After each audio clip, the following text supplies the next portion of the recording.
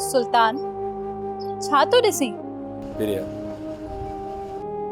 आउं कुदरत जे फैसलनि ते राज़ी आहियां, छो त जेको ख़ालिक़े काइनात कंदो आहे न, उन में का उनजी रज़ा हूंदी आहे। सुल्तान, मुझे नसीब में बशू सां शादी लिखल हुई, सो थी वई। तू हिन लाइ फिक्रमंद न थी। कुदरत जे फैसलनि ते इंसान खे रंज या सोचण न घुर्जे, छो त उहे लोहे कलम ते लिखियल हूंदा आहिनि। हिते मुझे सोणे लतीफ़ सरदार फरमायो आहे, लिखियो मंझ निराड़ कलम क्याड़ी न वई।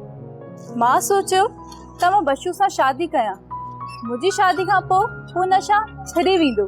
जॾहिं न इंसान जी गैरत मरी वेंदी आहे त उन इंसान खे पंहिंजे नंग ते, पंहिंजी इज़त ते बि गैरत न आहे ईंदी, ऐं इंसान उन ॾींहुं पंहिंजो पाण खे मारे छॾींदो आहे ऐं अहिड़े रस्ते ते वेंदो आहे जितां वापसि कॾहिं बि कोन ईंदो आहे।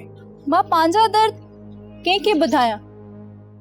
मां पंहिंजा सूर अंदर में लिकाए वेठी आहियां।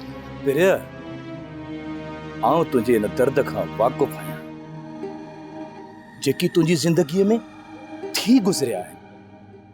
मां इहे सभु ॾुख सूर पंहिंजे अंदर में सांढियूं वेठो आहियां। इंसान कॾहिं कॾहिं क़िस्मत जे हथां एतिरो बेवस ऐं लाचार हूंदो आहे जो सभु कुझु ॼाणींदे बि कुझु न करे सघंदो। मां बि ईअं ई बेबस आहियां जे यतीम ॿार ते पीउ जी शफ़क़त नाहे हूंदी।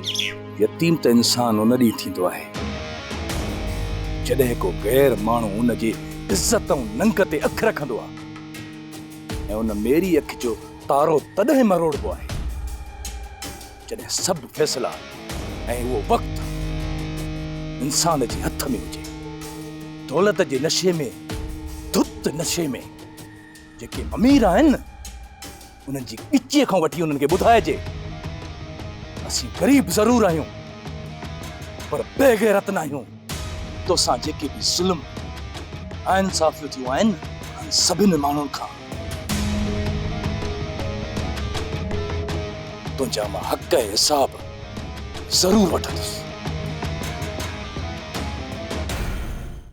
सोप सीरियल सिंध जाई तमाम एपिसोड्स ॾिसो हाणे HD क्वालिटीअ में। विज़िट करियो असांजो YouTube channel Sindh TV HD drama.